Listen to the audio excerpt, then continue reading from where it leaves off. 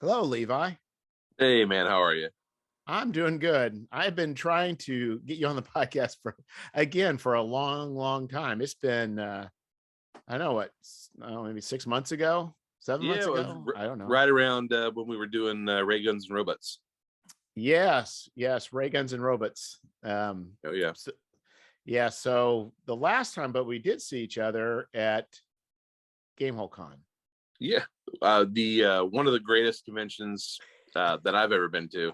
I don't know about you, man. That was my first year going, and that was something. You talk about a well organized, like just on time, just the wheels are greased perfectly sort of con, man. There wasn't one bump in the road, not one hiccup. That was a fantastic con. Yeah, I think the this it's like they hit the great. What I've noticed is there is a lot of people who go to that convention. It was less than it was in previous times. But what I've noticed after having gone there multiple years is that the reason I realize it seems like a much smaller con is because a large chunk of those people are going through the D&D and Pathfinder venture paths, and they are away from the rest of us. Yeah, I And guess not in so. a negative way, but what I markedly is that if you go multiple years, you start playing with the same people. You start, it's Oh like yeah. it's a very small con, only because there's a smaller chunk of us, in those confines, and which is makes it, I think, for being a large con, it makes it more. That's what I'm looking for, more intimate, I guess. Oh yeah, that's one of the things I love about North Texas RPG Con, which I think I mentioned last time I was on the podcast. But you after a while you begin to feel like family. You see these Yeah. same people, same groups, games that stretch years at a time that you're going through. The same dealers, and you just end up building these relationships with people, and just you look forward to gaming with the same people sometimes. Year after year, it really does become like something that you look forward to all year. From the time that I get to that con to the very last day when I'm waving goodbye to Yeah. my friends, man, it's pitch perfect. Yeah, it was, I think, very surreal for me is I had a few issues of during the Madlands I was handing out to people who had purchased it rather than mailing it to them. I just meet them at the convention. And one Sure. of the people I met up with, it's like I played him with him in the previous day's game. And then he remarked that his girlfriend remembered me from I guess he ran a GURPS game 2 years previously and remembered me from that game. Hey, there And you so go. it's like, but it's just like this is getting very I don't know the word I'm looking for, as like synchronicitous or serendipitous. The idea that, it's like people that I game with are also people that have bought stuff, through the Kickstarter. It's Hmm. just kind of bizarre. It's kind of No, bizarre. it's cool. It's cool to meet people that, especially like Kickstarter and crowdfunding in general, when people support you and they support your dreams and they support your creative endeavors, and then you're able to game with them and meet them in person. That's like an extra bonus. When I see those people, man, I'm like giving hugs and high fives, and I'm like, man, thank you so much. I wouldn't be able to put out this cool stuff if if you weren't clicking that buy button. So when I run into those folks at cons, man, I'm so happy to see them. Just Oh yeah. um, oh, you're that guy, like so it makes me. That's one of my probably more favorite things that happens at cons for sure. So do you get your housing yet for this year's Gamehole Con? No, but I'm a special guest, so they take care of the housing, so I didn't have to. I did not know that. Yeah, I mean, Alex was he's very kind, um, and he supports independent publishers and small press people. Alex Kammer is just a great guy who genuinely loves games and RPGs and the whole culture around it. I mean, man, that guy's awesome. He Well, to me he that really makes does love games. sense because and I'm not asking you for that, but I, some people have bought stuff in the hall, as far as space in the dealer hall. That you guys were in the lobby area, but Yeah, lobby. If you start doing the math, let's say the margins on the product that you sell, and then you trying to use that to pay for hotel room, travel, and food. It doesn't always really, it's not always a break. It's probably even hard just to reach a break even point, but the idea that somebody would help out with housing makes it much more of an affordable thing for a small company. No, those guys. So out of any con that I've ever been to, Gamehole takes, and this is no slight on anybody else, but Gamehole takes the best care of their special guests and industry guests of any con that I've ever been. And I've heard that from a lot of other people too. And again, that's not a slight on anybody else. I've never ever been treated bad, but Gamehole goes the extra mile. It's almost, you feel kind of like, like, wow, man, like, these guys, man, they're really going out of their way to make us feel special, and I can't say enough good things about their staff. And just, when we had our little booth in Demo Row, it was in a great spot. They were super communicative through the whole process. I mean, you couldn't pay me to say a bad word about Gamehole, man. It's just a great convention. Yeah, and so that works out good. So then you're planning a course, and I assume going again this year then. Oh yeah. I really enjoyed the drive out there as well. I didn't so much enjoy the drive back. I had a flat on that's interstate. Right. It was crazy, and I don't like the time away from my family. It's when I drive out, it ends up being like 7 or 8 days that I'm gone. So so I'll probably fly out this next time. But that Madison, Wisconsin in general is just a rad city. There's so much cool stuff to do there and to see, and the vibe is like real chill. Everybody that I ran into outside of the venue was just laid back. They got spotted cow. I mean, you can't go wrong, man. It's a really cool city. Yeah, and I'm looking forward to going back there next year. Yeah, well, hopefully we have good weather again next year. It varies. You can have, with that lake, you can have 5 inches of snow, or it could be 50 degrees. It's just hard to know. Yeah, but again, I mean, think about I go to North Texas every year, but that's, you're down in Texas in June, and it's, it's like having a game convention on the sun. So. Yeah. Yeah, I'm planning. I'm definitely planning on that 2023. Yeah, if you can get down there, man, I cannot say enough good things about that convention. They are run by good folks, and just, it's kind of like the don't tell anybody convention, Yeah. Although here we are, talking about it. So, what's the first rule of Fight Club? Well, one of the things, because I played one of your games. It was the Jungle Tomb of the Mummy Bride. Mm.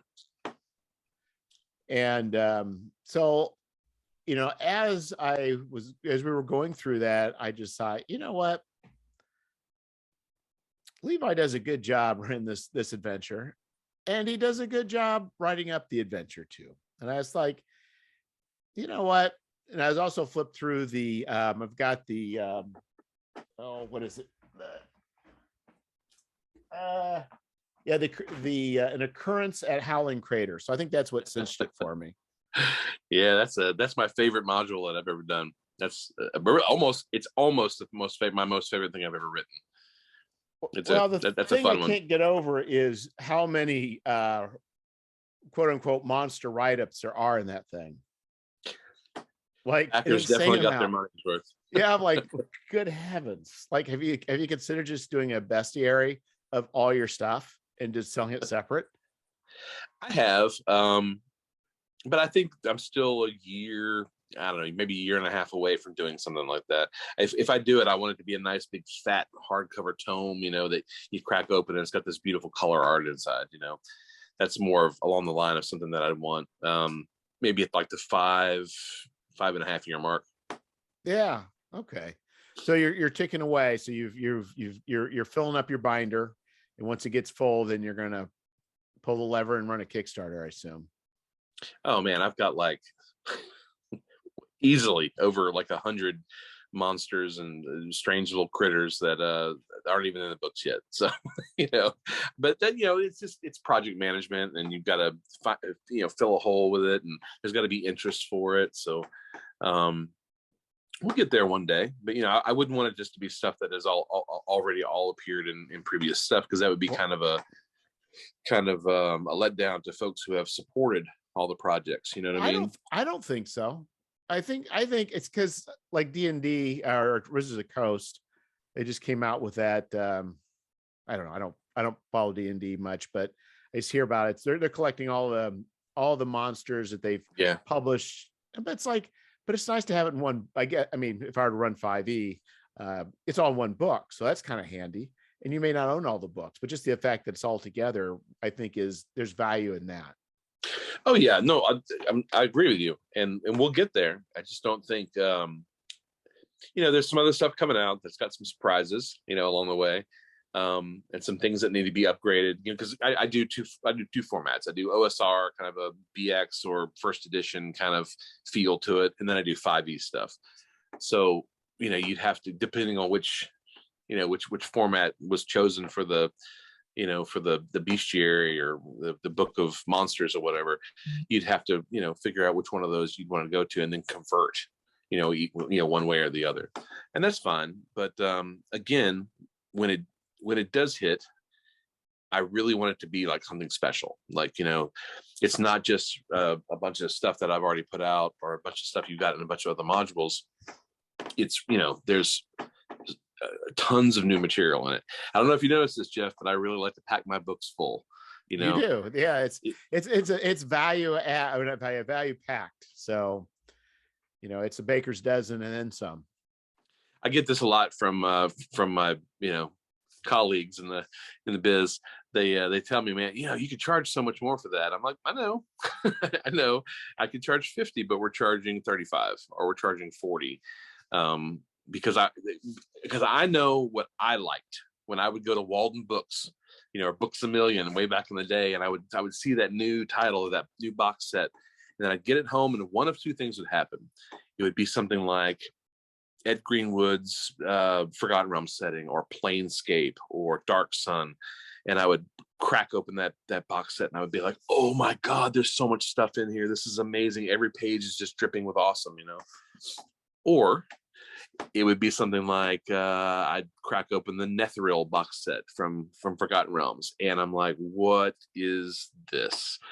This is, you'll read the back of it, it's touted as this amazing thing, and then you go through it and you're like, what what's going on here? This is all stuff from products I already have, with a little bit of extra writing thrown in and some new art. This is very disappointing. I just dumped $40 on this, right. And that was $40 in the 90s, Yes.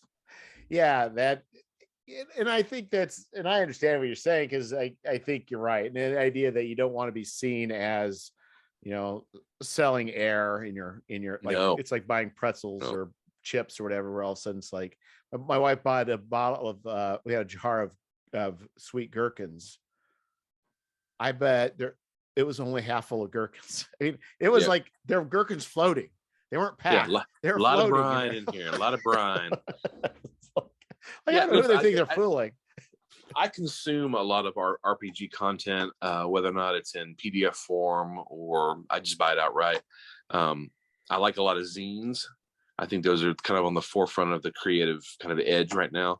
The magazines and then fanzines, they're for RPGs are just awesome. I see really more good ones than I see bad ones, but they come in two varieties. The ones where you can clearly love the creator has just packed them full of cool stuff, and then you've got the ones where it's the bare minimum. They're there to get your $12 to $15 and send you on your way and not think twice about you. I think some, I would say yes. I think some have, yes. I think some have actually done it in a way that I think they were very artsy. It seems like to me, I agree with you, but to me, it seems like there's some that are just more artsy, and when I actually look at, they're not very practical. No, but hey, but listen, that's okay if you're saying, you know, because that's what a zine is. You know, a zine is an expression of your, you know, usually one or two people's of whatever they're trying to do. You want to write a zine about cats, and it's one person, and you know, it's you and maybe an artist, or you and you draw it too.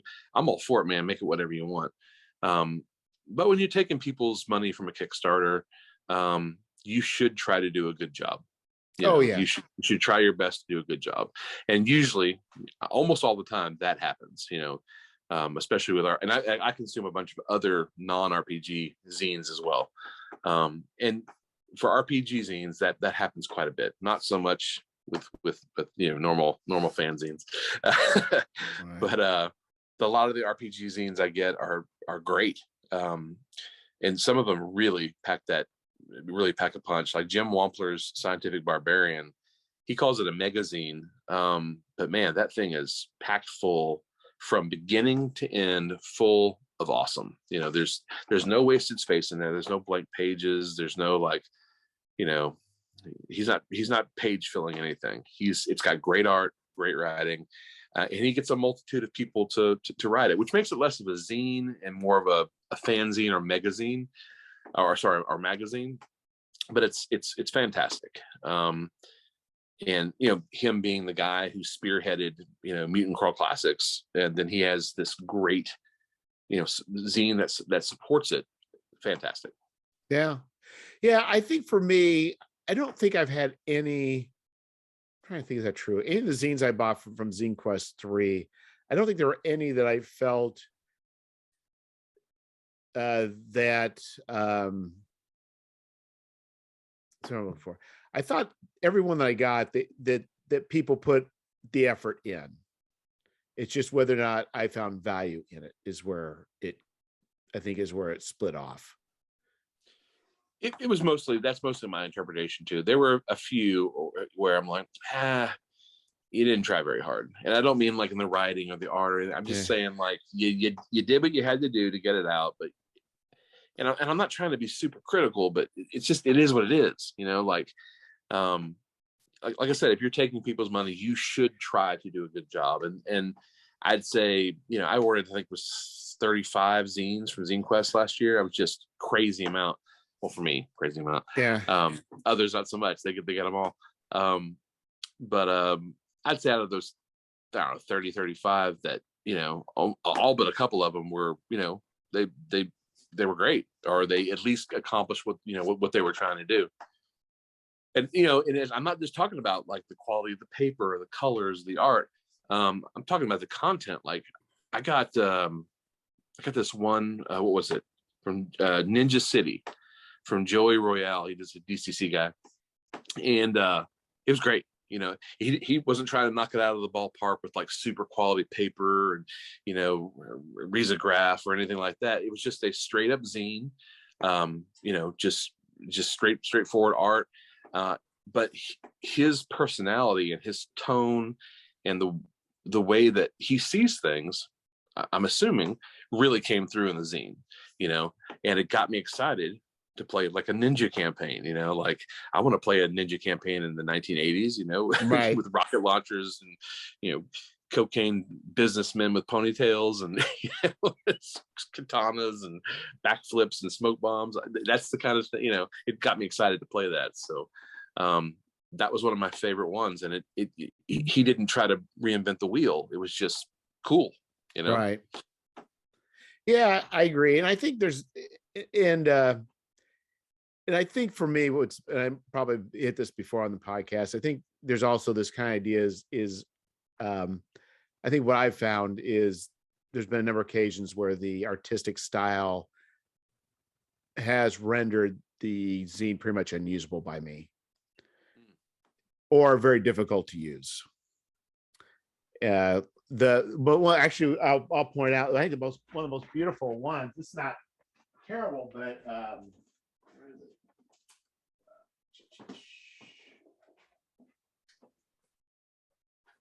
yeah. Low Life. Love. Do you have Low Life? I do. I love everything about it, but white text on brown, it's still readable, but it's like, ooh, that's where it's starting to get close to being hard to read. Low Life is another one of those ones where the guy, whoever it was that wrote that, and I'm sorry that I don't remember his name. Like I said, I consume a lot of stuff, but he really got his, not so much point across, but he really got his what the point of the entire zine came across really, really well. Oh yeah. He well, all those thoughts that were in his head, he really delivered on that. And I don't know that it's something that I'm going to use, in my everyday games, or maybe even only occasionally, but I'm glad I got it. I'm glad I looked through it. I'm glad that I consumed it as part of Zine Quest.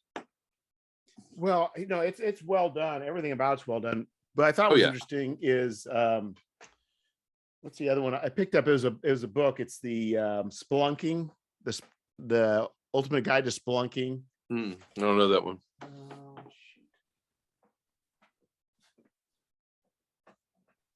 That's not the title of it, but it was there was an AD&D or a D&D second edition book. And it was about caves and exploring. And then they got the same guy to kind of help rewrite it. And they talk about caves, cave systems, different ways of mapping. But anyway, I thought was kind of interesting is this large, thick book and then this small zine are tackling the same thing, but in two different directions, which I find fascinating. The idea that, and they both do a good job in their own way. Oh yeah. So I mean, what I love, especially about the whole zine movement and independent publishing in general, is that it doesn't matter who you are, if or where you come from, or what kind of games you like, or whatever. If you're genuine about your content, you can get whatever idea or theme or game across that you want. And that as long as you're genuine and it comes across as genuine, it's a winner, in my book. It doesn't have to have fancy art. It doesn't have to have the writing doesn't have to be like crisply edited or anything like that. It's a zine. It should be loose and fun, and it should have some bit of whimsy to it, honestly. Did you get, this is a couple years back, but there was a zine called Temple of the Blood Moth by it keeps coming up. Yes. Jacob Butcher. In fact, I wrote it. I don't know if I'll use this introduction for Fane of the Fly God, but it hit me. Temple of the Blood Moth, Fane of the Fly God. It did not hit me until a month ago. Yes. No, there's enough difference there. You're fine. No, you're fine. It's an apocalyptic fly god versus an apocalyptic moth. No. Here's the deal too, because I don't know if you read it. Have you read it? Oh yeah, I ran people through it. Okay, well then that's the perfect example in my mind of a zine that is not made high quality. It's hard to read. It's red paper with black lettering. It's not easy on the eyes, but the content comes across very. It is what that guy wanted. He got the content straight across, almost perfectly executed, in my opinion. The way he laid it out, the way he approached it, is short, sweet, and really gets that sense of bizarre and strange and weird right across. When I look at that, I'm thinking, man, I wish more people would do stuff like this. We'd probably get some of those people that are sitting around thinking, I can't do a zine. Pick up Temple of Blood Moth, read that, and tell me you can't do a zine, because that thing was awesome. I'll tell you, the layout, I still scratch my head because that layout kind of looks like it's haphazard, but I look at that, I'm absolutely amazed by it. I'm absolutely amazed by the whole thing. Running it, I think there was a few things that should have been included. I think there's a few things that just, I don't know. There's a few little minor things, but overall, it was a tremendous adventure. Listen, coming from a guy that I used to just devour all sorts of punk zines and heavy metal zines and just music and culture zines and just in general. There used to be a great magazine. It's not around anymore, but the guy who does it's still around. But it was called Pork Magazine, and that was like the center of at the time of like Oakland style zine making. It was very, very punk, very reckless, very cool, and it's another case of the guy was really able to get his aesthetic across. And I wish more people would do that. You don't need $1 million to make a zine. You don't even need $500 to make a zine. The Smithsonian just opened up their archives for art, and like if you go on their site, you can just use it and you don't even have to tell them. They've got like millions of images that you can use. You can type in snake and you get like 80 different paintings or drawings of snakes, spider or sphinx or whatever. Tell me you can't make a module out of that, or a cool zine or whatever. There's so much free art out there, and just cheap stock art that's pretty high quality stuff that you can get for pennies on the dollar. And if you can't make a zine out of that, or just be creative or do something, I don't know what to tell you. You don't need $1 million to make a zine. Like I said, you don't even need 50. Yeah, I think in a lot of ways too, because I came at this, much later. I mean, as far as technology goes, where we had a gal on the RPG zine group was asking like making a zine. Well, what should I do? What's a proper Sure. zine? And I'm thinking like, are you talking about handwritten, typewritten, or computer? But it's like, right. You can. There's nothing to stop you from taking a typewriter, typing some stuff up, cutting it and pasting it, getting some pictures, copying and pasting them, then taking a Xerox machine, go old school. And you're probably more legit, than the rest of us with our fancy, fancy layout programs and commissioned art. It's like, you're right. You can create an aesthetic. You don't need money to create a great aesthetic. You just need a little bit of vision and a little bit of work into Absolutely. it, and give it some personality. Did you so I don't know if I've told you personally the story before about how I got into zines? I'm trying to think. You probably have, but go ahead for those that... Well, just stop me if you've heard this one. Okay. So when I was out of 12 or 13, I was a big fan. I would consume lots of magazines and stuff like Starlog and like Fangoria, Famous Monsters of Filmland. And those are wonderful stuff. That's wonderful stuff. I'd consume all that. And in the back of those, they had the classifieds. They had, you could order off for the weird makeup kits or the, photos of Bela Lugosi as Dracula, whatever. And I don't remember what issue it was or what magazine. It was Starlog or Fangoria. It was one of those. But in the back, there was this guy. He was running an ad for I forget exactly what he called it, but it was like a zine circle, where he would send you, if you contribute, if you did a page or 2 pages and then you sent it to him, he would get everybody else's art that was sending him too, and he would make a zine, and then he would send you a copy and send everybody else a copy. Is that an APA? What's that? Is that called an APA? APPA? Oh, I don't know. I have no idea. But it was like a cool little zine like mailing list, And granted, remember, I'm 13, so I start sending my crude drawings and crude cartoons and stuff off to this guy in New Jersey named Frank Nora. He was doing a cool little cheaply made zine called Zope, ZOPE. Crazy crude drawings and pretty dirty for for its time. So that went on for, I don't know, 5, 6, 7 months, and then one day I get home from school and my mom's like, get in here, and she's like, what is this? And I had sent off I'd received this package from this strange man, Frank Nora, and I had inside it was the zine that where he had compiled everything for that month, and my entry was in there along with my original art that had been returned to me as well. And my original art, and granted, remember, I'm 12 or 13, was for, I had a little 1-page thing. It was kind of a riff off of Teenage Mutant Ninja Turtles or the Radioactive Hamsters, all that stuff during those areas. But it was called, and remember, I'm a 13-year-old boy that grew up in the age of Garbage Pail Kids. But it was called Turbo Tittied Ninja Nuns. Yes. And it was, a nun with a nunchucks and big propellers for breasts. 4 of them, jumping from the, the skyscraper or whatever. And my mom's like, what the hell is this? Yada, yada, yada. And I had pretty cool parents, very liberal, laid back, kind of like just, if our son wants to be involved in art, let's give him a little bit of freedom, kind of mindset. Up to that point.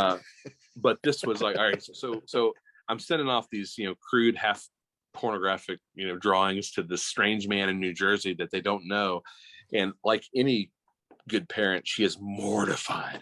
She is horrified that her son's been doing it. So of course that was the end of that. She's like, then they had to sit me down and explain why that was such a bad idea, yada yada yada. Flash forward to just a couple of years ago, I find this guy on Facebook, and I reached out to him, and he's like, I do remember you, yada yada. And he had a bunch of stuff was still online. Just a completely normal guy with a family and whatnot. He had no idea that I was 13. He had zero idea. Right. Things were different back then. Yeah. So that's how I got into zine, and that kind of that being in that little circle or whatever led me, like every time we go to like a music shop out of town or to a comic book store, I was always looking for those little cheap, dirty, not dirty in content, right. but just like cheaply made. That was the Warren and magazines. Yeah. That was my first hit of the zine culture. Yeah, I believe, I can't find the internet to confirm, but I believe an APA is where everybody contributes and then everybody gets a copy. I believe is what they used to call it, but I can't. My Google Food's not strong enough to verify I wish I still had some of those from back in the day, but those are, I'm sure, in a landfill somewhere long gone. Yeah, and I think my attitude towards them were, because I've seen some, not the physical zines, but I think my attitude towards zines I would have poo-pooed them. I just, when I was younger, so. Sure. No. And I kind of wish now that I had a different attitude when I was younger towards that sort of stuff in some of the heydays. Cause I know like Traveler had probably their fair share of zines, as well as all these others. And I think, but it's even going back, it's like that kind of was what helped grow a lot of people who became, later, well, like yourself, people who ended up, doing some writing in the industry. Yeah, listen, that stuff is all, it's all formative stuff, but again, going back to the zines, if we could, if I was in this little weird zine circle when I was 13, and the art in there was nothing stellar, it was just a bunch of people who had a drive and a need to create, whether or not it was, crude Teenage Mutant Ninja Turtle ripoffs. This is pre-internet, so this isn't like today where it's like nobody would see you draw a thing. I mean, now the idea that you could do a thing and other people could see it, I mean, that's just that's what you had to do. You had to go old school and print stuff and mail this was like 86, 87, 88, something like that. Yeah. You'd have to, if you wanted to buy old comics, you'd have to mail Mile High Comics and they would send you a catalog. Mile High Comics. Yes. I remember I had a battered copy of New Teen Titans #1, and that was the hot book. They were offering $40 for New Teen Titans 1, and my copy was like battered at best. And I sent it off thinking, I'm going to get that $40 of credit. I'm going to get this and this and this. And it was so bad. Mile High Comics actually sent it back to me. They're like, oh, we don't want this. You can have it back. Yeah. Oh yeah.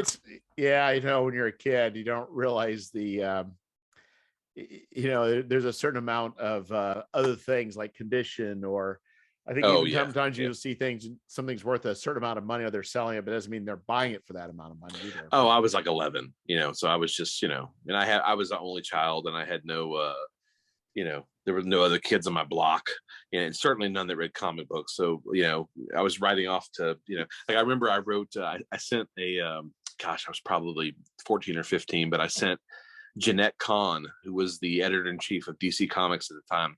I sent her my ideas for gosh, what was it? It was Creature Commandos from Weird War Tales. Yeah. And I think a Blue Devil idea for, do you remember Blue Devil? Oh yeah. Yeah, I sent her my ideas for that, and she wrote me back. And she was like, keep doing, obviously we can't take this, but, keep doing what you're doing, and it was like 4 or 5 paragraphs. It was very, very nice letter back. And again, it was one of those things I wish I still had it. It might be in my mom's stuff, but it was just. Don't you think about that? Because I imagine her job, it's probably not a very glamorous job. I know you're in the industry, but the idea that, a kid comes and it's not very often that you can provide that sort of what's normally impact a person's life in a very positive way. I mean, like she could, and she recognized that. You know what I mean? Oh yeah. She didn't treat this lightly. She says, no, this is serious. It wasn't a form letter. It was like a handwritten, letter on like 2 sheets, and I thought, man, that's really, really cool. Wish you would have sent me a free comic. That's how you think when you're a kid, But yeah, it was very, very, very cool. And I think it's little moments like that to help kind of, when you're a little nerd kid who just wants to write and draw comics and make monsters and, read about guys fighting each other with swords and wizards and stuff. That's the kind of stuff that sticks with you. Yeah. And I think growing up, my imagination was a little wild. But I never ever considered writing, but you did from an early age. Well, I wanted to be an artist. I was always talented drawing when I was younger, but I just felt, it fell off. Anytime that drawing felt like work, I became very uninterested in it. And then it was really like probably after the Navy, where I started thinking, I do have all these ideas, and I do like running these games for my friends. Let me start writing all this stuff down. And then just over many years, it kind of morphed into like, hey, maybe I can teach myself how to write. What's strange for me is that, I've ran games over a number of years. It always came out, my notes were kind of disjointed and not very clear, but it wasn't until Ray Otis, I think I was on MeWe, and the idea of a zine came up, that it, like, whatever it is, that folded piece of paper, I don't know what it is, but it clicked. Everything clicked at that moment. Like, it's like I could do with a zine that my brain could not handle with an 8.5 by 11. I don't understand why, what changed, but it affected me and made me see the world completely different, which is, I still don't understand why that is. Well, zines are little bites of things. Like I typically put out a 48-page zine. That's usually that's the size that I put out typically. But when you think about it, that's 48 pages. So let's take the front cover, inside covers out of there. Now it's a 40-page zine. Let's take the OGL out. Let's take the table of contents out. Now it's 38 pages. Well, the 38 pages, that's, what is that? That's really 19 full pages. Okay. And you know what I'm saying? Full pages, because our zine's half size. So 19 pages of writing, but let's not forget about art. So you throw art in there. That art, depending on how much you use, typically for me, that eats up about 7 pages worth of space. Okay. So all of a sudden, it's just 12 pages of writing. Yeah. If you can't take 12 pages of writing and turn that into a zine with some cool art, I mean, that's a nice bite-sized, snack-sized piece of work, Yeah, I think now you're saying, I'm thinking about it is the same. I think about it a little bit differently, but I think it still comes out to being the same thing. Is the idea is you don't have to have, the character chapter doesn't have to be 30 pages. No. And your background doesn't have to be 20 pages. It's a much more manageable to do for a single person.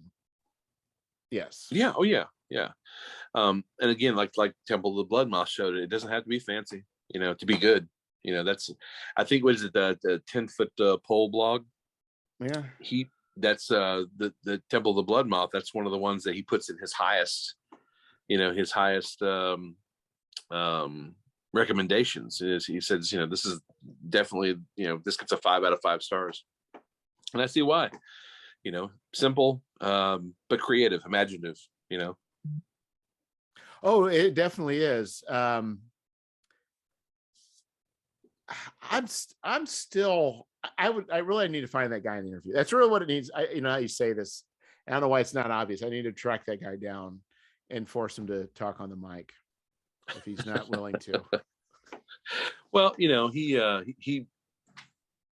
don't want to say he exists in rare air, but he has a style, and he's brutally honest. But man, I gotta tell you, most of the time when I'm reading his stuff, he's right. Not always right, but most of the time. And he does seem to have his favorites from time to time. But I gotta hand it to him. When you read the breakdown, and then you go and read his criteria for what makes a product good, he's pretty on the money. Yeah. Like him or hate him, he gave one of my things he gave it a pass. It's okay, but there's a lot of room for improvement. And I took that as a win. I was like, okay, this is something that I didn't even write for. It was one of my first things I wrote. And if I'm getting a pass from the most brutal RPG critic around, then there might be some hope for me. If I'm not perfect, but maybe I can take these pieces of advice and kind of learn from them. But yeah, I would like to see him on an interview. I mean the 10-foot pole. I mean the blood moth guy. Oh, okay. Sorry. But I'm sorry. I just shot off. The 10-foot pole guy would be a good guy as well. That's actually probably a super idea. Now, it wasn't the Temple of the Blood Moth guy, Jacob Butcher. Didn't he do Temple of the Blood Moth as the culmination of some sort of project for college? Yeah. He really wasn't. He just hey, I got to do this thing. I'll just do an adventure. Which you got to respect, because talk about hitting a a home run right out the gate. Good job, man. Well, the thing is the art is very crude art. Sure. I mean, I would say not similar in style, but similar in crudeness to Mothership. But likewise, it fits. Yes. It's a typewritten font, but it's done in a way that looks odd, but it fits. Everything fits. Everything is different, but it doesn't seem to be. It feels organic, and everything may have been calculated down to the T, but it feels organically right. Well, he nailed his aesthetic, because if that's what he was going for, it fits the content perfectly. I was there for it. I got done with it. I was like, this has no. How is this so good? It has no right being this good. Yeah, and I think, and even going back, it's I think running it, I think there's things that could be better. I mean, I don't think it's perfect as far as the module itself, but as far as being a zine and what it does and what it offers, and I mean, I'll even running it, it was a memorable adventure that nobody will ever forget. For $7 shipped, yes. That was, what do you expect? Yeah. I'll take it. That was I listen. I paid something. I paid $20 for something. A PDF, by the way. Paid $20 for a PDF the other day, on the recommendation of somebody that I respect their opinion on Twitter. And I got it, and it was 8 pages long, and 2 of those pages was a double spread map, and it was terrible. But it was $20, and I'm like, 8 pages for $20. Yeah, this is a crime. Yeah. If it was good, I wouldn't have cared. But it was not good. was just kind of like, and I hate to be that guy. It's like, oh, this wasn't good, that wasn't good, but like, no, it really wasn't good. Like, and I'm not going to say who it was or anything like that. I'm not trying to put anybody on blast, but it goes back to what I'm saying about, if you're gonna charge people money, just try to do your best. And this wasn't their best, Yeah, somebody does they do a word count, and they figure a value based on pennies per word. I guess. I don't know, man. But I think in a sense, and I think that's where that's where a lot of books will hit certain price points. But we can be that way. It depends. We can kind of be that way too, to some degree, right? I mean, it's like we do look at, if you're going to pay $20 for something, you do expect a certain page count. And if you're going to pay $30, you're going to expect a certain, page count. Sure. So, and I think, not that that's the only measure, but there's kind of like, there's a sense of value, I think, in how we price things. It's not always clear where that is, at least as far as, where to price things, but we all kind of do that to some degree. Well, when it came, when I started getting interested in the RPG zine scene, there were 3 creators that that caught my attention just because their work was so awesome. One was James West with Black Pudding. That was recommended to me by a friend. I got the first issue and then immediately snapped the rest of them up as soon as I could, because again, that is the perfect execution of a certain style and a certain aesthetic vibe, that you can tell that everything in those books is 100% him. And it's like a snapshot of the cool, weird fantasy stuff that's going on in his mind. The second was Nate Treem. He does a bunch of stuff. He did started out with pamphlet modules, actually. And I got in on that just because of him. He just sent me some for free in the mail, and I got them. I was like, oh man, these are fantastic. These is just, one piece of paper folded up like a religious pamphlet.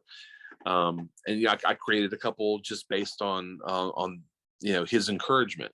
And then he's gone on to do a bunch of other stuff. He actually just came out with a really great hardcover compilation through Exalted Funeral. But so that was him. Awesome, just awesome, straightforward aesthetic. And then Philip Reed had those Delayed Blast Game Master, and then all the stuff that came after that. That's a guy that, man, he really does some good work. When you get his books, that you're getting. He's not shortchanging you at all. That he will deliver on that Kickstarter. He's not. He doesn't pull his punches, and you get cool stuff. And he doesn't try to the price point is just right. He's not trying to break the bank on everything. So you can get all of his stuff for a pretty reasonable price. And I looked at those 3 guys and I thought, man, this is the kind of thing that I want to be doing. So that's how I was already doing modules, and I thought, well, let me do some smaller things too, just these little bite-sized pieces of ideas and whatnot, and let's see what happens. Yeah, and I think too is if you kind of can find this is something I'm not doing, but I recognize that if you could find a certain niche and then publish your zines towards that, you can really do. I think you could do fairly well. Well, having a niche is fine. That's great for, I guess, for folks. But I want to do a bunch of different stuff. Like I have the phylactery zines, which are all kind of like weird OSR fantasy. I did that Ray Guns and Robots specifically because I wanted to do a kind of an offbeat sort of sci-fi, but like a pulpy sci-fi thing. And then I did magic and shit because I wanted to really do like just a book about magic items, but kind of through like an 80s, 90s heavy metal aiming at, I think that same. But I think your group is still kind of OSR, odd stuff. You're kind of like I don't want to say an MCC vibe, but I mean you're not doing like Traveler one day, Ultraviolet Grasslands the next. You know what I mean? There is a certain amount of, even though there's some variation in content, it's still fully Levi Combs, and you're like, Well, okay, yeah, that's the whole point of a zine, though, it's a bite-sized bit of that person. You know what I mean? Like when you get a zine from James West, that's mhm, him. You know, that's right. 100% him, man. That's his vibe. And I hope that when you get a zine from me, you're like, oh yeah, Levi definitely wrote this. Right. This is definitely something out of his weird ass head. So, you hope I hope that's coming across. So I mean, we'll see, I guess. Yeah, but I think there might be even other areas too. It's like, it's kind of like I th- it, so this is because I've published a number of very small things in different ways, mostly PDFs in different the different groups, because my RPG interests vary. But it just does seem like there are some what would say game systems that seem to be more hungry for work than others, that they're more open, and I think there's more opportunities. And I think that's where people trying to create in a space, if they're already a big fan in a certain space, it's maybe not like D&D 5th edition. It's hard to make any noise in that arena. But Mutant Crawl Classics, Old School Essentials, it's much easier to. Sure. Does OSE have a I guess OSE falls underneath the OGL, doesn't it? It does. Okay, so anybody can make OSE content. Oh yeah, they've got in fact, if you look, they have a style guide, and they also provide an SRD as well. All right, interesting. Because I really like the way OSE is laid out. I mean, I think that's what most people enjoy about it, is that, it's basically the old rules, but they make sense now. And of course the Yes. art and the layout is just, fantastic. Yeah, that would be interesting to maybe convert some stuff or write some new stuff strictly for OSE, because I do like those guys. And I do like what they're doing over there. So yeah, maybe I'll look into that. Thanks. Yeah. Well, and I'm thinking, yeah, one more thing to add to the list of things. Because that's what I was thinking about doing with Thane, but this is what's kind of interesting, in that, that community, I think, is a fairly vibrant and strong community. And with Thane, I've got spells, which I could convert to, which I am making them OSC compliant, whatever that means. I do have a small bestiary, which is very easy to use, the OSC stat blocks.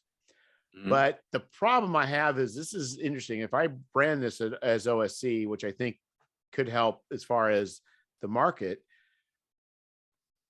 my stuff is very verbose and really seems to go against the aesthetic of OSC as far as the verbosity. Like, that's a leg. It's like the terseness is a leg of one of the legs that table stands on.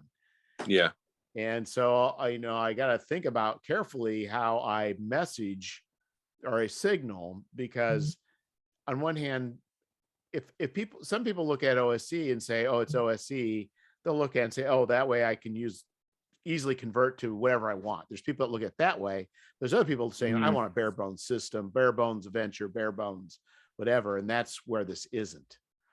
So well, you look at the way that the OSC, the way they're like Isle of Plantia made, or any of those, what is it, the Blood King one that Diogo did. Yeah, they're those stat block, not stat blocks, but those encounter blocks are written in a very specific, short way, but they're very carefully edited. Actually, the editing is really, really good. But they're great. What's the one in the glittering? It's my favorite. I don't really have any of their adventures, which is probably bad on my part. I'm trying to remember the name of it. It's like Glittering Cave or something. Anyways, that's out of all of them, it's actually my favorite one. I'm just blanking for whatever reason on the name. But yeah, their adventures, all the adventures that I've read, they're all very good. They're all extremely, very well laid out. And when you look at them, like,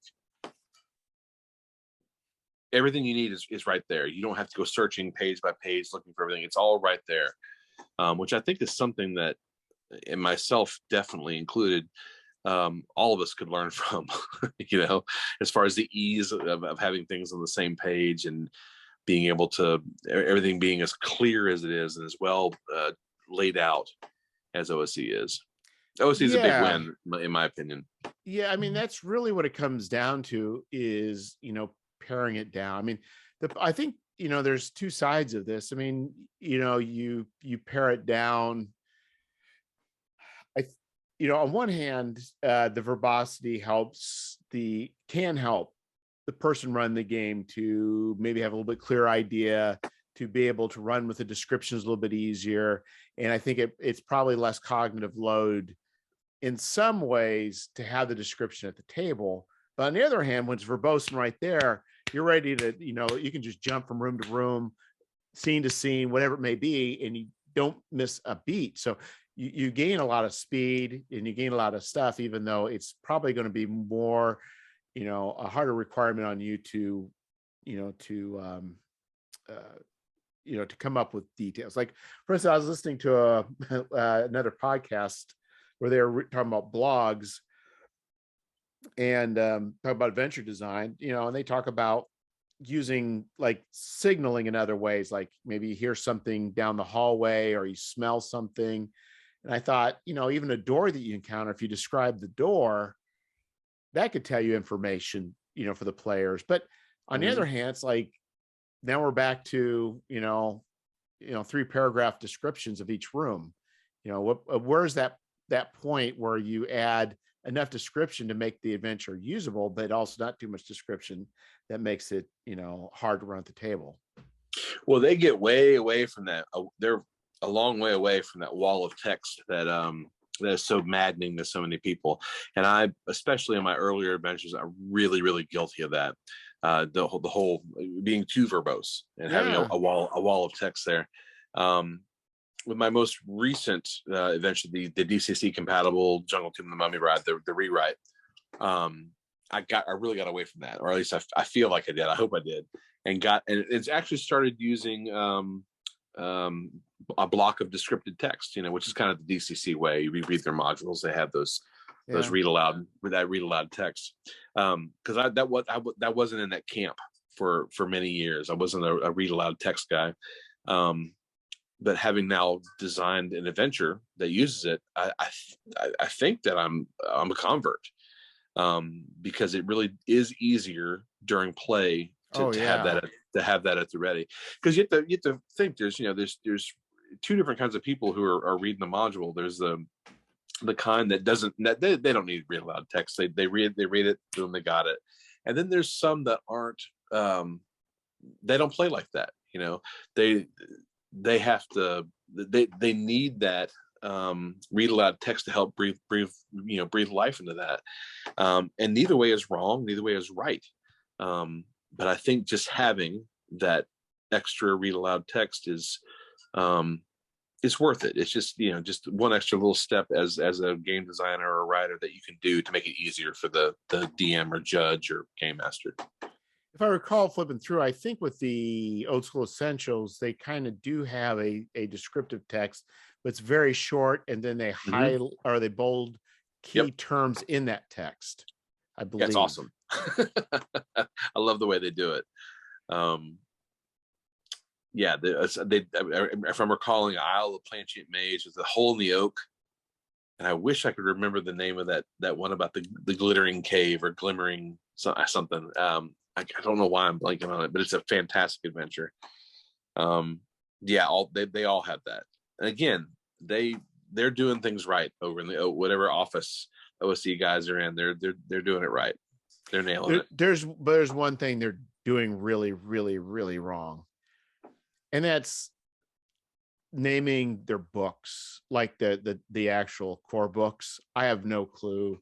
Like, they call different kinds of books tomes, and now I don't know which book I need. It's like, you know what I'm talking about? No. So they have where you can buy, like, they have tomes where it's the rules, like in 2 books, it's all of the rules, but then you get another one where they're split into like 8 books or 6 books, Mm. and knowing which one you need, it's very confusing. And so, like, Oh for yeah. instance, where's it at? I just had it out. How maddening. Oh,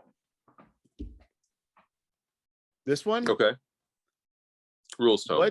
Which book am I missing now? Which book goes with this book? And I look, Okay. I don't know which book with this rules tome is supposed to go with this book. And they That's got a good point. they got 2 different kinds of sets, and in both sets they call some of the books tomes. And so I don't know what's the second book for this. It's like, Well, I think we can agree on a positive note that in every other dimension they're killing it. oh no, every other dimension, but knowing which book to buy, it's confusing. It's confusing as all get out. I have no idea what they were thinking, but they should have come up with some better convention, because now everybody's confused. I'll tell you this much. I use the same shipping warehouse that OSC uses and Morkborg uses. Yeah, and a bunch of other folks, all through Exalted Funeral.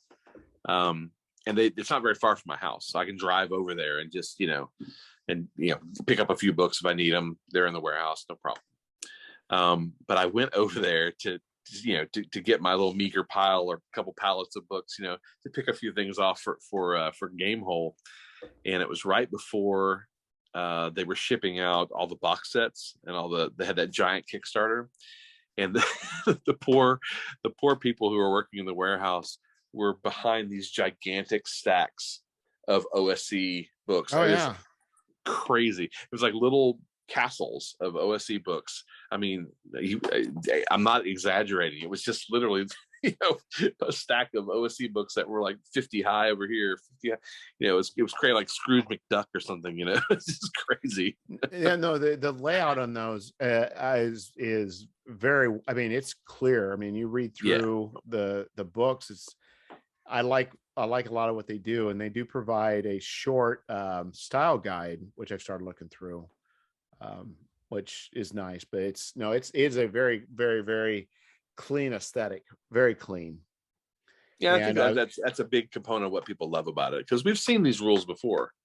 If you've been around the hobby for however long, you know what these rules are, but now you get them. Things are easy to find. Everything's in one spot. It's all good. Yeah, it was both great and kind of disappointing. I ended up picking up one of their zines. I forget the name of it. But anyway, it follows the same format as the book. So it's smart that they did that, but I was kind of disappointed too. Oh, can't win them all. No, well, I mean, it's the right thing, but it's just like I was hoping to be a little bit different, but only because I was kind of curious. Really, the reason I was curious was that it would have been interesting to see how they would reinterpret a zine in a different way, but keeping their formats is the smart thing to do. There's no reason for them to change it. 99 home runs, and then we've got the one. yeah, like what rules tome? What's the next book? I don't know.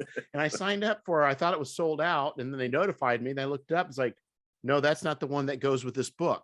I still don't know what rules tome 2. No, there is no rooms tome. That would be cool. That would be comprehensible. It'd be some word, but so anyway, they're losing money. There's still money on the table because of that. So let me shift the combo to this then. What game systems or game publishers are doing an equally impressive job, would you say, as OSC? I would say DCC, Morkborg, but that's just me. In what way? I think it depends what you mean. If you mean as far as clarity, as far as layout, no, MCC is terrible. No, that's not what I mean. I mean, who is getting their vibe and aesthetic across like nobody else? Who's really delivering on what their product is? I think Free League does by the aesthetics, but I will say most of their books are almost, they're very difficult to use at the table. Like Coriolis is horrible to use at the table. terrible, but it's a beautiful book. So, but I would say that's probably not the same true with Twilight 2000. I haven't read through that yet, but I would say Free League probably is one of the best. I like that Alien book. Whew. Yeah, but it's also another one that's probably hard to use at the table. And you can try and look up rules. It's hard. Have you seen Vaesen? I haven't. I mean, I've seen it online, but I haven't seen an actual copy of it. So, yeah. Ooh, it's a big boy. And I'll just show you this is the art and layout. Mm-hmm. It fits. So I think I would say I don't think Old School Essentials, I don't think their layout conveys the feeling and tone of the material, but I think it's pretty near perfect for using at the table. Like there's no hindrances. But okay. I think Vaesen actually that one does a good job of both conveying the feel of the material and being a very clean layout. Sure. I think Dune did a decent job. That's another. Have you gotten Dune? No. Yeah, I don't know. I don't think you can see that, but they do a very good job. I think their fonts and very nice layout. Their headings, very nice. But I'm trying to think who else. Rune Quest. it's the latest version. Have you seen those? No, man. I'm still holding on to my old Rune Quest books. Oh, my Rune Quest and Harn. Yeah, it's so they went with kind of a comic booky style. Mm-hmm. But the man, they have beautiful art, and the it is good. The only problem I have is the amount of information density, and it's not easily to parse. I think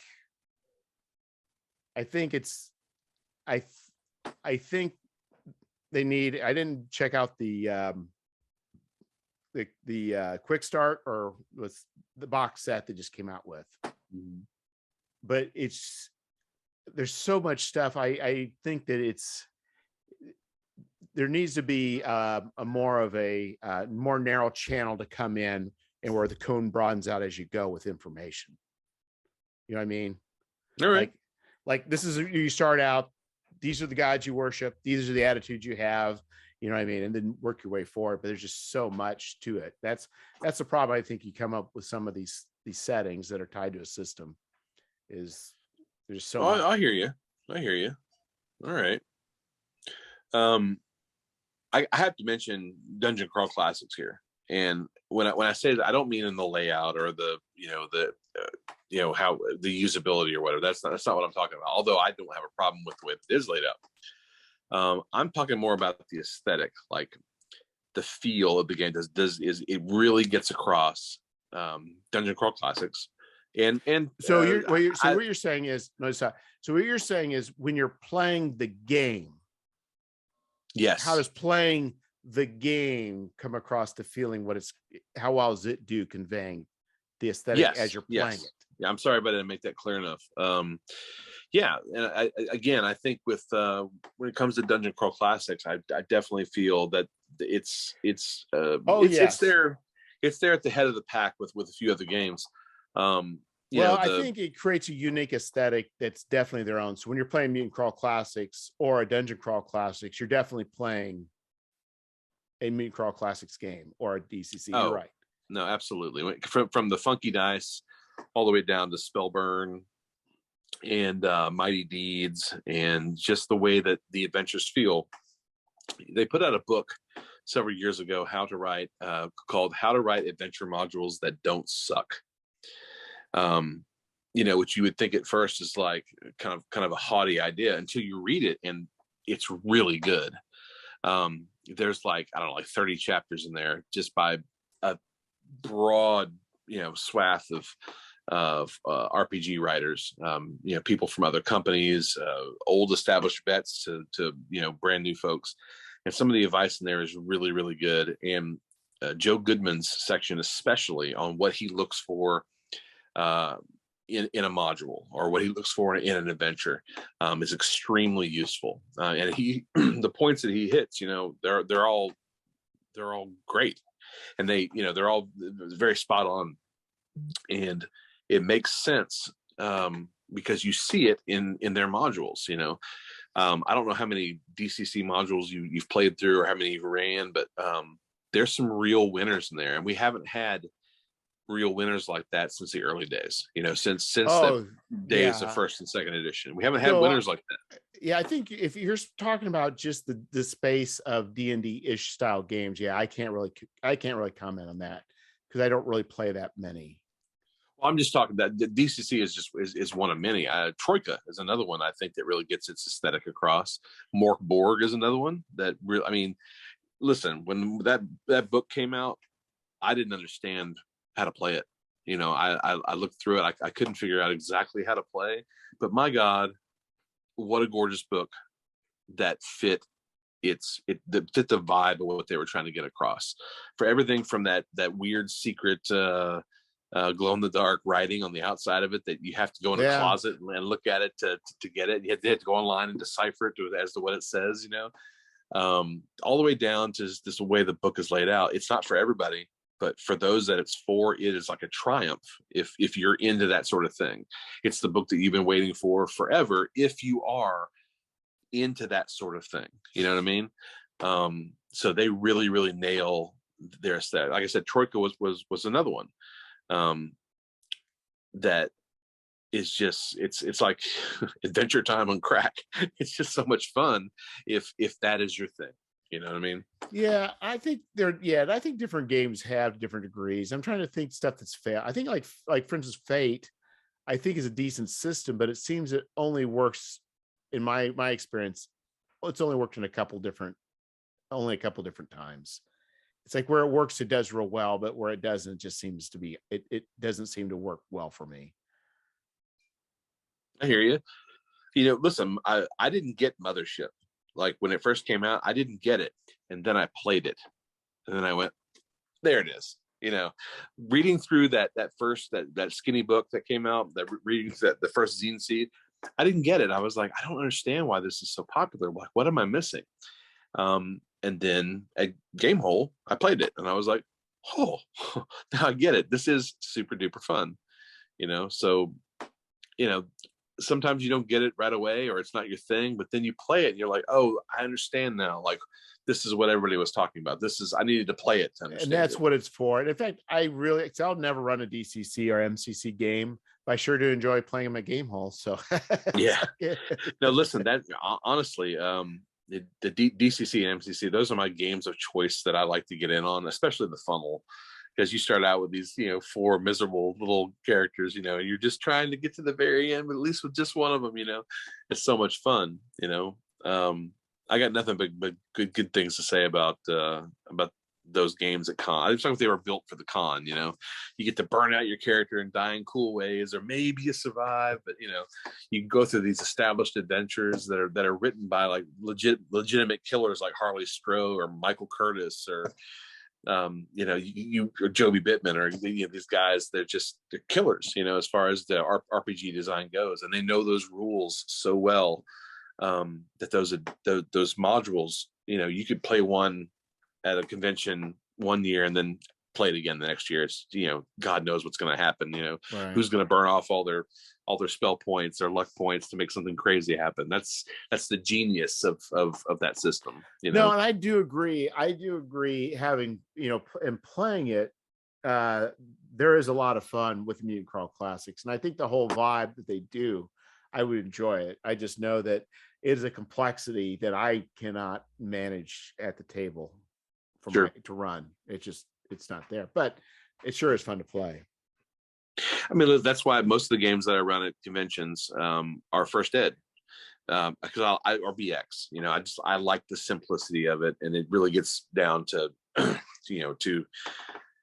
how are you going to let the story unfold? Hey, here's what's happening. But what are you guys doing? I'm just giving you I don't want to railroad anybody. If you guys want to march all the way up those steps and go right to the Mummy Bride's throne room, man, hey, go for it. Let's see what happens. But if you want to do some investigation and you want to put your hand in here and investigate this, yada, yada, yada. So, I like to let it unfold, I guess is what I'm saying. Yeah, you're right. And I think too, it's like, if you have been through an adventure, sometimes, you can just even sit back a little bit and let other people kind of take the lead and see what happens and sure. Kind of, because it's just a certain amount of enjoyment, just seeing how things unfold differently, I suppose, as well. Oh yeah.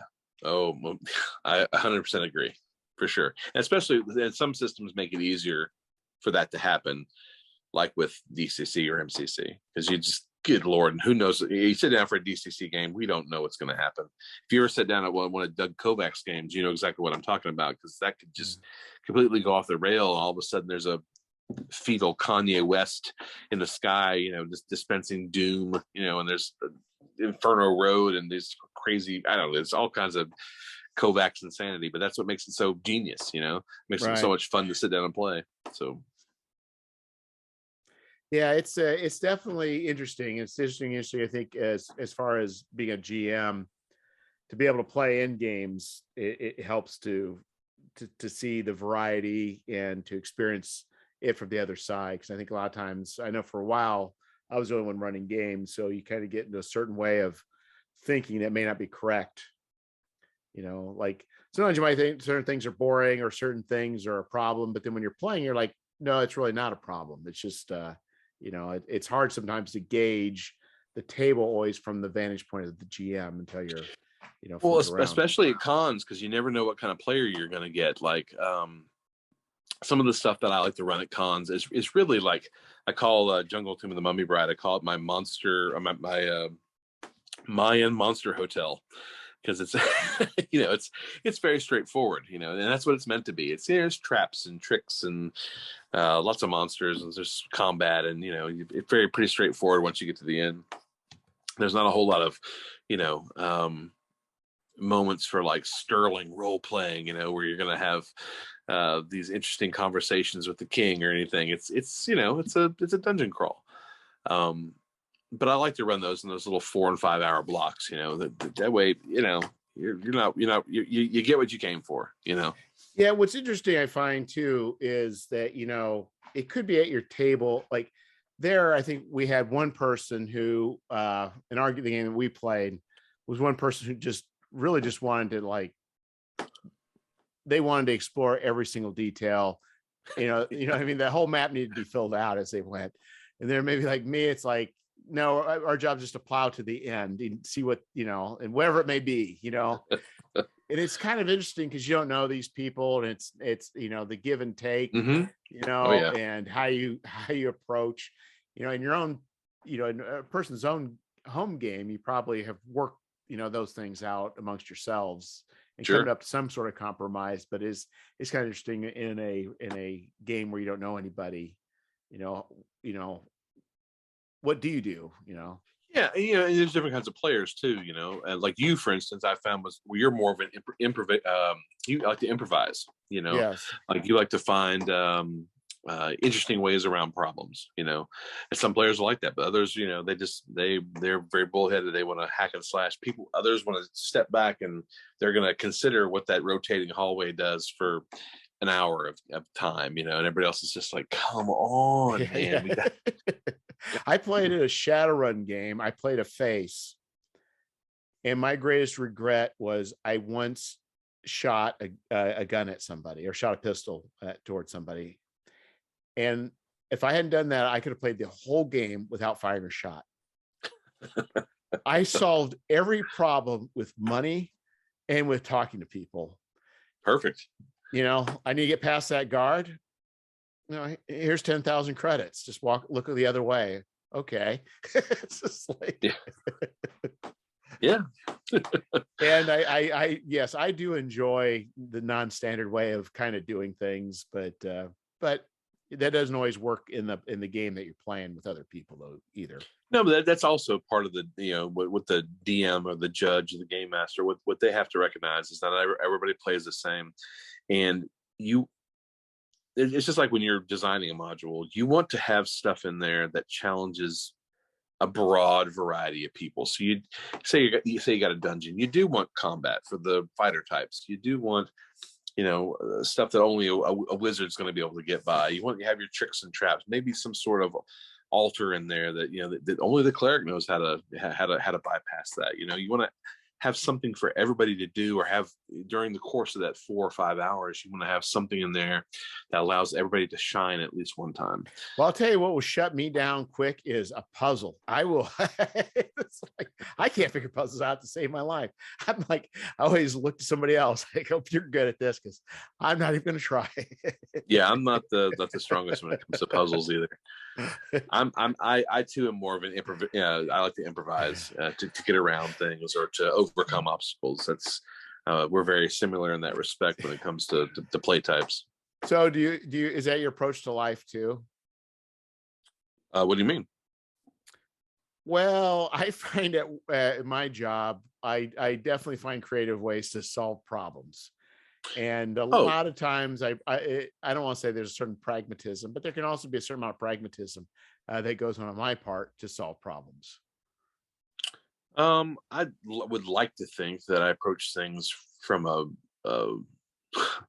like a planning sort of, like I plan for trips. I plan for, like in my old job as a project manager, that's literally was my job, was to make sure that nothing went wrong and to plan in advance for the things that did go wrong. And, just kind of oversee operations in general, just to troubleshoot. So I would like to think that I'm a planner, but that's not entirely true. In my own personal life, sometimes I do shoot from the hip, and Do you feel most alive when you're shooting from the hip? No, seriously. I feel most alive. No, like okay. Let's go back to project planning, because Okay. I deal with stuff that's not quite project planning, but I'm only a hair's breadth away from being a project planner. Okay, so because I am responsible for things that are a lot of times.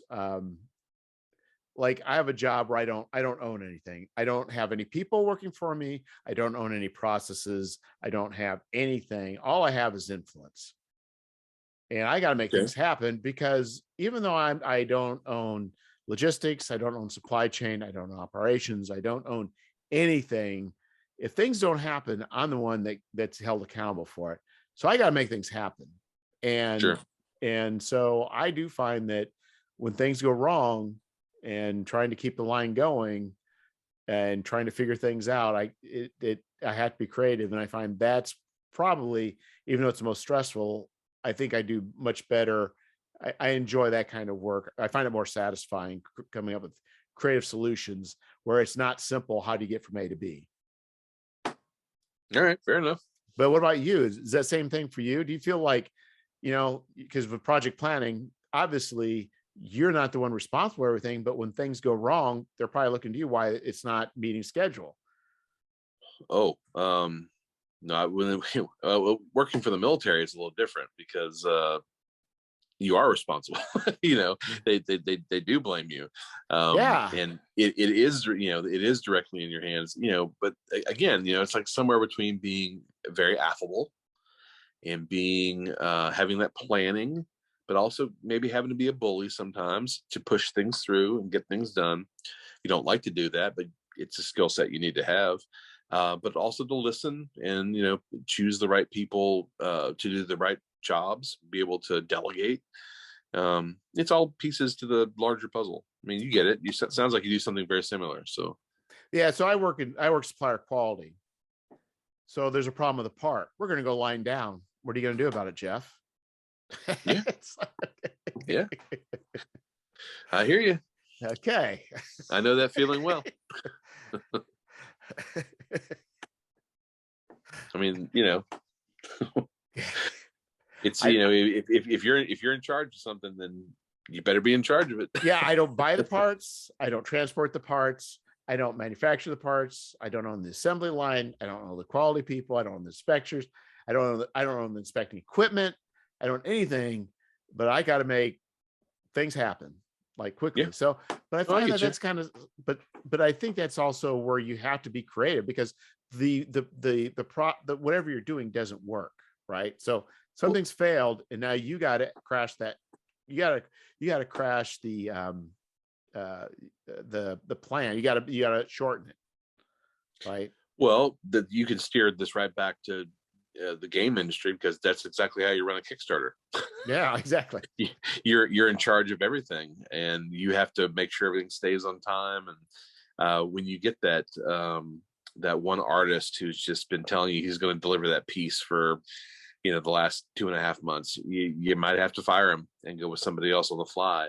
Or maybe your layout person gets COVID and is out for 30 days, or whatever. Sometimes you have to step in and go to plan B. And it sounds like the kind of job that you have is it probably has prepared you well for Kickstarter. Yeah, exactly. Well, because if you don't plan the right way, especially with like the amounts of money that you need, and as far as figuring out what the taxes and the different charges are going to be, you don't want to be living in your car outside of a Taco Bell, because no, you know what I mean? Yeah, Like one bad move, I mean, it's a tale as old as time. But every Kickstarter, anybody's on Kickstarter has heard it at least once of some horror story of somebody who didn't factor in credit card charges, and then all of a sudden they do a Kickstarter that's $100,000, and they're out it's $3,000 or whatever. You're like, what happened? Where's that $3,000? Oh yeah, didn't you're right, and that's definitely one thing I did plan for. It was that spreadsheet to ensure that if I were to lose money, it would be a very small amount at most. Sure. Because I think we always realize there's that risk. I don't know how you run your Kickstarter. If you this is the quandary. I mean, not the quandary, but the choice you kind of make. You're either on one leg, you really don't start much of anything until you get funded. Then you got all your money and then you spend it. Or two, you do all the work up front. You've already sunk your costs. You just hope you're going to at least recover your costs. But I do most of mine up front. Yeah. So then you kind of look at what you can reasonably, you're going to go to you're going to say, well, maybe you don't, but I'm going to set my Kickstarter low enough anyway, because I know no matter what, I need to go to Kickstarter, because I need to at least make some of that money back. Mm-hmm. And so that's kind of that's kind of the quandary we're at sometimes with these, or you choose somewhere, I guess, in between. No, I don't know. I pay for almost all my stuff up front, or try to.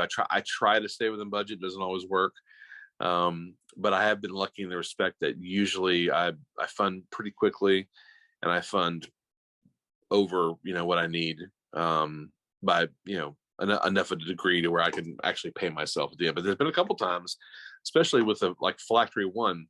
I made I made on that almost exactly what it cost as a whole when you factored in everything. When you factored in all costs, but you own it, so that everything after that is just money in your pocket. That's the good part. I can pay myself later, but not up front, not from the actual Kickstarter. But for me, I figured at least with Scoundrels, I did make some money, not much, but I figured that was my education. Same thing with Journey to Madlands. Totally. It's like, totally. This is college. This is free college right here. You know what I mean? No, that's a very, very good way of looking at it. Yeah, that's a very positive way of looking at it, because it is all the learning curve. I've never done a Kickstarter where I didn't learn something. Sometimes that something was oh man, it hurt to learn it, but I'm glad I did. I'll never make that mistake again. So no, I get it. It's a very, coming up from taking something from inception to, to birth. I mean, there's a lot of work that's involved with that. And then you're also adding in the complexities of the Kickstarter itself is another layer of complexity that's on top of that third layer of complexity. Yeah, and you know, the whole there is stress involved with running a Kickstarter. No matter how cool you may appear from the outside, you know, anybody that tells you they're not checking that, you know, not checking those diagnostics on Kickstarter just a little bit, they're probably not telling you the truth. Oh man, I'll tell you, this is what's sad is Doug Cole. I don't do GURPS. He had a Kickstarter. I think to me his PDF was a little bit high. It was much high. It was like $35 for his bestiary. But I'm like, if it were lower and I was a non-GURPS player, I probably would have bought into it. But anyway, I was watching he hit that bathtub, he hit that flat part for such a long time. I started to feel sick for him. At least at the end, it went up significantly. Sure. But for the longest time, I'm like, oh, Doug. But he had an enormous uptick at the end. But he wasn't feeling too great about the whole thing during that time either. It's just like, yeah, it's a tough pill to swallow sometimes.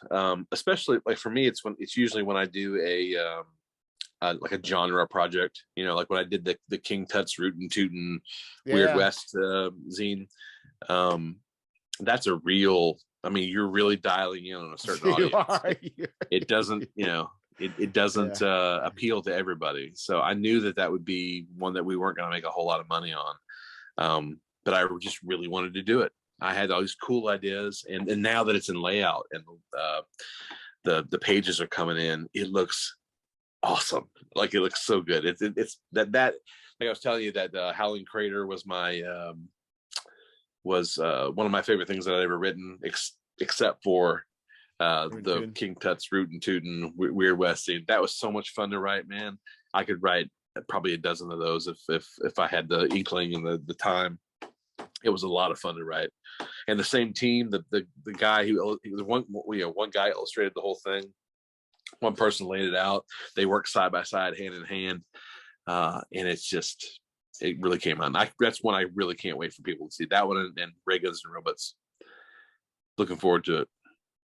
Yeah, I think, and yeah, that's kind of a frustration I've got. I've got some projects that I'm the middleman on, and I don't like being in that position, but it's kind of where I'm at. It's like, you know, communications through another person to these other people. It's like this.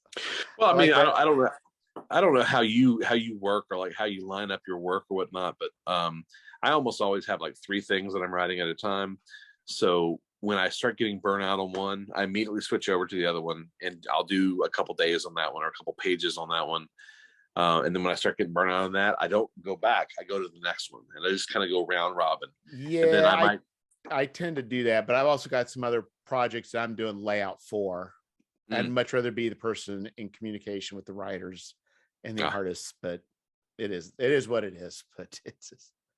Well, that the layout graphic design is not in my wheelhouse. It's not that's not a skill that I possess in any, I don't know, any measure that's worth talking about or bragging about. But I have surrounded myself with some people who do very, very good layout. So I'm lucky in that. But that's all part of that project management thing, is choosing the right folks.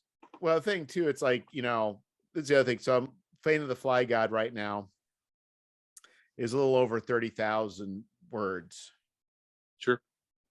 And if I were to pay myself, oh yeah, how many cents a word would I need to do to recoup this, get to half a minimum wage? Because it's been so inefficient and so long. It is insane what I would have to pay myself per word, because I'm very inefficient at it. So for you, it makes no sense for you to learn layout. You're very efficient at writing. You might as well just be cranking stuff out and writing, pay somebody else to do the layout. Yes.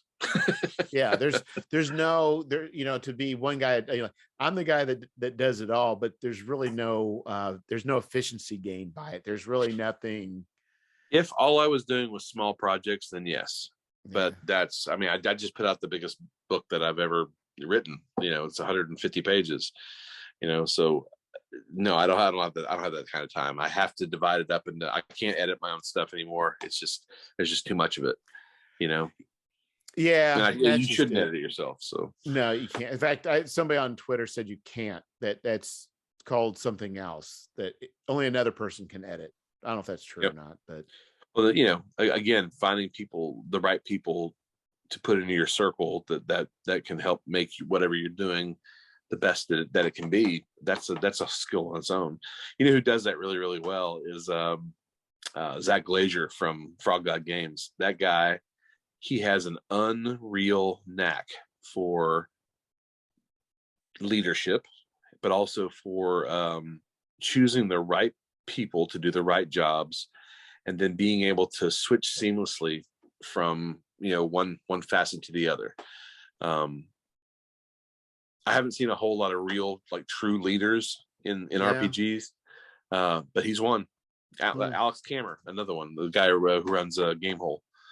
And that's another guy, a real leader, and I wish I did see more of those kind of folks in RPGs, but yeah, unfortunately that's, I don't see a well, I ton. think the thing is, it's like, so even like for instance, like, let's say somebody's a pastor. So what does it take to make a good pastor? So you have preaching and teaching, you have somebody who is also a leader as far as administrative, and you also have somebody who is a compassionate person that visits people. Okay. So you got like 3 legs. But if you think about it, probably most people who are in the ministry are probably not competent in all 3 of them. Sure. And this is true if you think about leadership in say industry. There's a similar kind of thing going on with, like I say, somebody managing a company. There are probably like 3 or 4 very major things that it takes to successfully run a company. There's probably, the financial aspect, the vision aspect, the people personality. I mean, there are, and very few people have all of those. And I think most people who are in the RPG industry, they probably, have grown from the RPG industry based on their experience in doing what they're doing, not because they have leadership skills. They just maybe write good modules. Maybe they got a bunch of buddies and they got a lot of connections, but there's very few people who really have the chops with every aspect that makes them a good leader or good, for whatever. sure. That's why when you find somebody like a Zach or an Alex, and you can watch them from afar, watch them delegate and how they can control the situation, and how they just lead from the front. It's impressive, and you can learn by watching people like that, how they conduct themselves on social media, how they treat other people, how they treat people they work with. And again, that whole leading from the front mindset that both of those guys have, it's really impressive.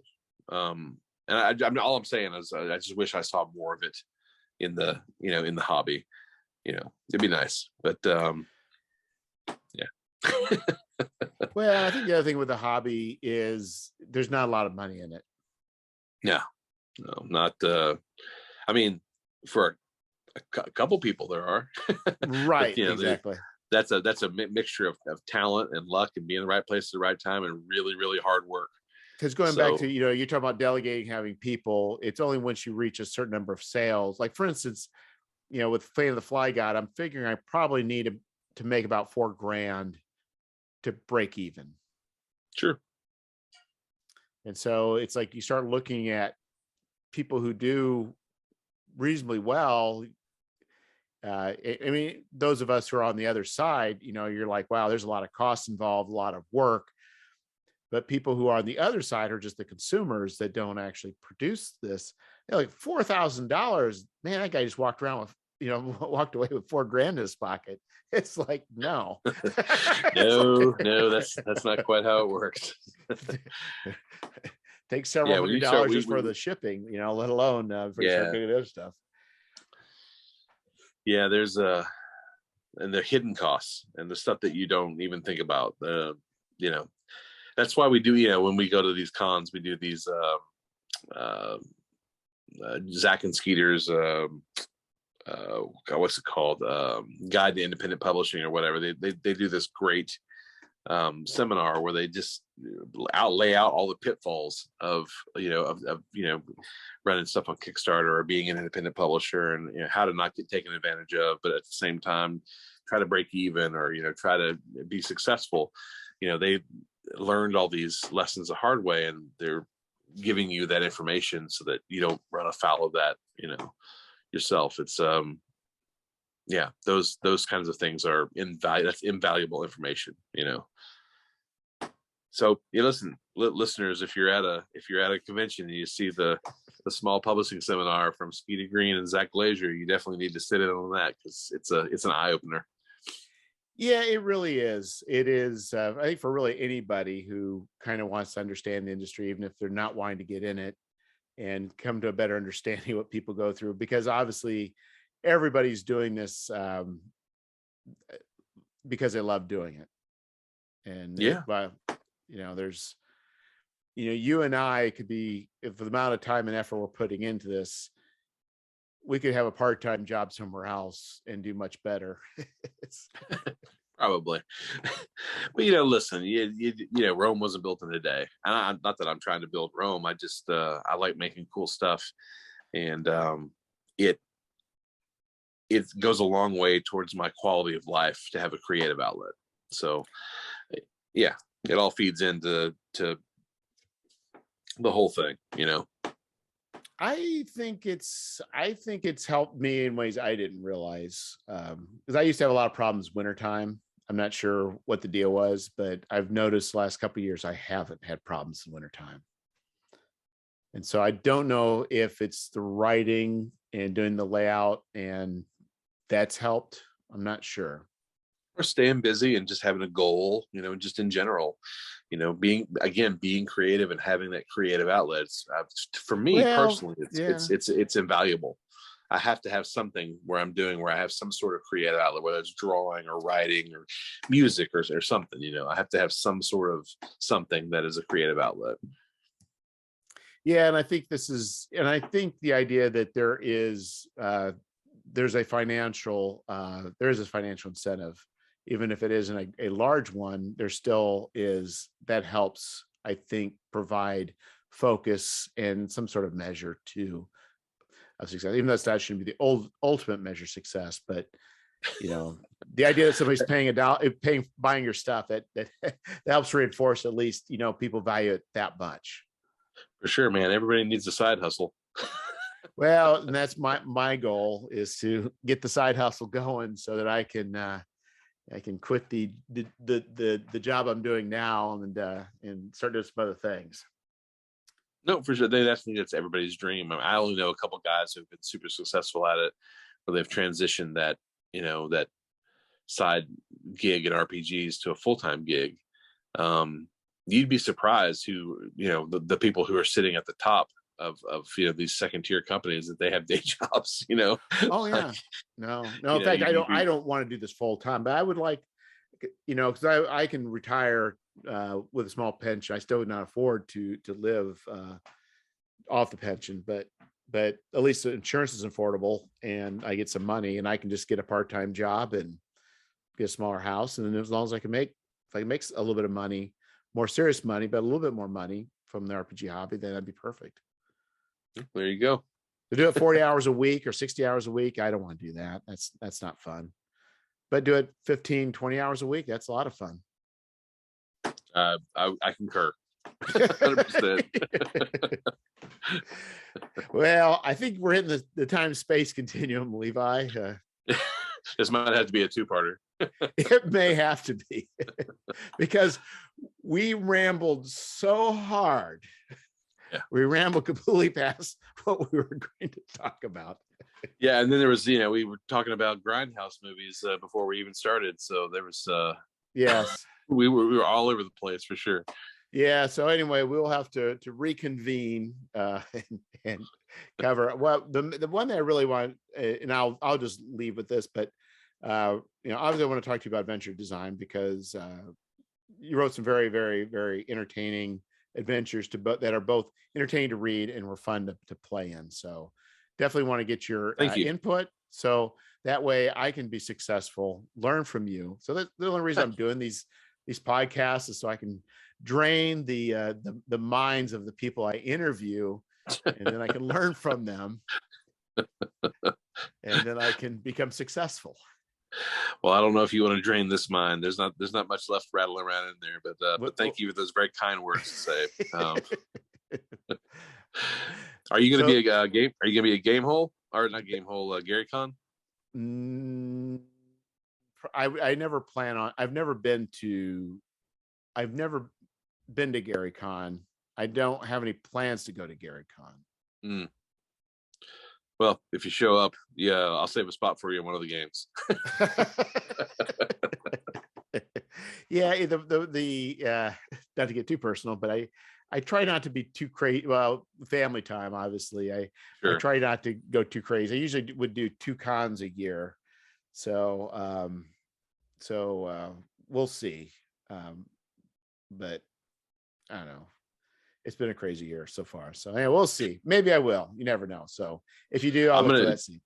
No, for sure. I'm going to hit up Total Con next month in Massachusetts, and then the month after is Gary Con, and then North Texas in June. And past that, I mean, obviously Game Hole in October, but we have a local con called Awesome Con up in DC that I'll probably hit up, and then there's PAX Unlimited, which I went to last month. Yeah, December in Philadelphia. So I don't know. I'm looking at smaller cons. There's a great one in Connecticut called ShireCon. It's real small, but it has a real good turnout of great players from the Northeast. A lot of folks that I see at other cons, you see there. And Tom Wilson, who does BX Basics, it's his con. So yeah, I'll be at all these cons this coming year, and I love them because it's great. It's a great way to meet new people, and you get to toss dice and make memories, and just play cool games and do stuff that you normally wouldn't be doing. Yeah, I agree. And it's much more. I mean, I was glad I went to Gen Con a few years ago, but I'm very happy I went, but I don't have any desire to ever do that again. I'm not, when it comes to Origins, Gen Con, the bigger cons, even I don't think I'll go back to PAX either. They're just so big, and there's a lot of walking, and the load in is a nightmare, and less opportunities for making these connections with people who are kind of in your wheelhouse, and it's so loud, and I don't mean like in a physical sense. I mean, just the whole thing is it's a lot. So I like to narrow it down to smaller or more personal cons, Game Hole aside, because it's so well ran. So it is, and like I said, I think it's like, even though there's a lot of people, it's the people who are on we'll call it the non-D&D Pathfinder track. It's your own little small convention aside from the others, and it's really nice. And it just seems like if you play year after year, you start seeing the same people over and over. And and there's a certain amount of charm to that, where it's like you may not always play in their games, but you pass them in the halls or might see them at the hotel or whatever. So I'm here for it. It's okay. So anyway, we'll talk later, Levi. Thank you very much. Yeah, no worries, man. It was nice talking to you again.